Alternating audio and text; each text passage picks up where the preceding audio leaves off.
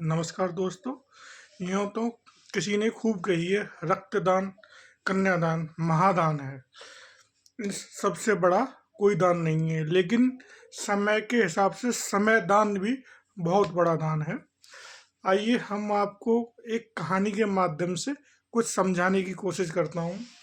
चार बड़े अच्छे गहरे दोस्त थे, 12वीं की कक्षा में पढ़ रहे थे, जिनका नाम एक का नाम तरुण अग्रवाल, मनीष, दीपक, राजू। चारों बड़े अच्छे मित्र थे। तो आपस में एक दिन बातें हुई कि चलो हम एक होटल में एक अच्छी सी एक पार्टी करते हैं। तो चारों लोगों ने अपने पैसे इकट्ठा किए और तकरीबन 100 रुपये उन पे आपस में इकट्ठा हुए और वो एक होटल में जाके पहुंच गए। तो आपस में वहाँ उन्होंने चाय नाश्ते का ऑर्डर दिया और आपस में चारों दोस्त मिलके बातें करने लगे। बातें कर रहे हैं तो इनके बाद इनका चाय नाश्ता हुआ तो वेटर अपना बिल लेके उनके पास आया। तो उन आपस में चारों दोस्तों में एक चर्चा हुई। तो बचपन वाला दिमाग उनका कि अगले 40 साल बाद हम इसी होटल में मिलेंगे और 1 जनवरी जो आएगी 40 साल के बाद, साल का पहला महीना, पहली तारीख को हम यहाँ मिलेंगे और जो दोस्त सबसे बाद में आएगा वो बिल पे करेगा। तो ये बात वहाँ वेटर भी सुन रहा था और अपने मन ही मन सोच रहा था, काश मैं भी इन चारों दोस्तों की पार्टी देखूं और मैं भी तब तक यहाँ काम करता रहूं। तो उन्होंने बड़े अच्छे से पार्टी की और वहाँ से चले गए। और इस तरह से क्या समय आगे बढ़ता गया, ढलता गया और उन्होंने अपनी पढ़ाई आगे की, पढ़ाई आगे कंप्लीट की। कोई इंजीनियर बना, कोई मैकेनिकल इंजीनियर बना। तो ऐसे ही अपने चारों के रास्ते अपने अलग अलग हो चुके थे। तो जिसमें एक तरुण अग्रवाल बंदा था, अब बैंक में मैनेजर बना। दीपक था, वो एक इंजीनियर बना। तो चारों ही दोस्त बड़ी अच्छी जॉब पे, अपने प्रोफाइल पे अपने वो सेट हो गई। तो तकरीबन 40 साल होने को आए, बहुत सारी चीज़ें शहर में बदलाव हुई, रोडें बनी, बिल्डिंग बनी, दुकानें बनी, मेट्रो आई। तो इन 40 सालों में बहुत सारी चीज़ें बदली, समय बढ़ा। चारों दोस्तों को आपस में जो बातें हुई थी वो याद आने लगी कि हमारे 40 साल पूरे होंगे तभी हम चारों दोस्त इकट्ठा होंगे, उससे पहले हम आपस में नहीं मिलेंगे। तो समय बढ़ता गया और वो 40 साल भी उनके कंप्लीट होने को आए। उनको याद आया कि हमारी 40 साल कंप्लीट हो गई हैं और हमें उसी होटल में मिलना है। तो 40 साल, वो नई साल आई, पहली तारीख। तो पहले तरुण अग्रवाल होटल में पहुंचे और वो क्या देखते हैं, वो होटल जो था आज वही होटल 5 स्टार में कन्वर्ट हो गया है। समय के हिसाब से बहुत बड़ा बदलाव हुआ। और जो वेटर उस समय जहाँ जॉब कर रहा था, वेटर था, आज वो उस होटल का मालिक बन गया है।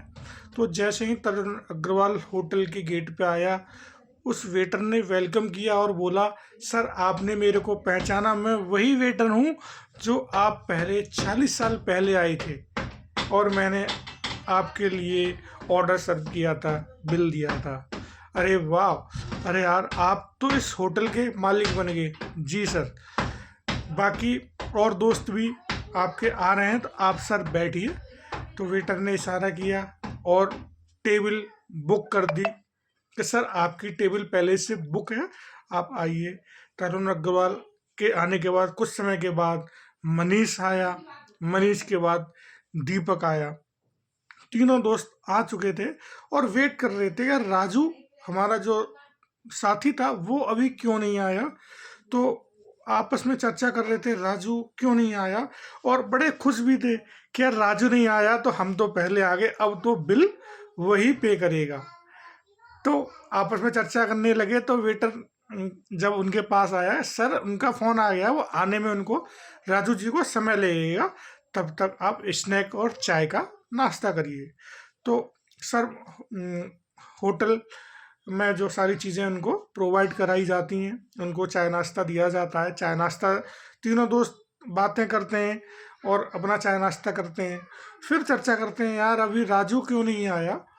तो फिर वेटर बोलता है, सर उनका फ़ोन आ गया, उनको आने में क्या है थोड़ी और देर लगेगी, उन्होंने बोला है सर आप तब तक खाना खाइए। तीनों दोस्त बोलते हैं चलो खाना खा लेते हैं, और बड़ी उत्सुकता थी उन्हें अपने राजू जो उनका चौथा मित्र था उससे मिलने की। तो सोचते हैं और खाना खाते हैं। खाना भी कंप्लीट हो गया, वे इंतजार कर रहे हैं राजू हमारा साथी क्यों नहीं आया।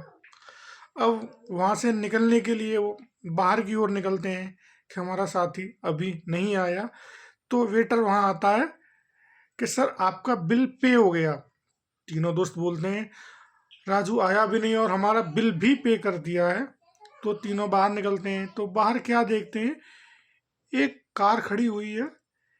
कार के और पास बाहर सिक्योरिटी पुलिस खड़ी हुई है, और वहाँ उस गाड़ी में से उतर के एक बच्चा आता है और तीनों लोगों के पैर छूता है और उनको नमस्कार करता है और पूछता है कि अंकल जी मैं वही आपके राजू जी का बेटा हूँ, उन्होंने शिक्षक की जॉब की, मेरे को इस काबिल बनाया, आज मैं इस शहर का कलेक्टर हूँ, और उन्होंने मेरे से बताया था कि आप ये सारी चीज़ें मेरे दोस्तों को मत बनाना, उनकी पार्टी में कोई खलल ना पड़े, उनकी पार्टी सही चले, एंजॉय करें, उसके बाद बताना।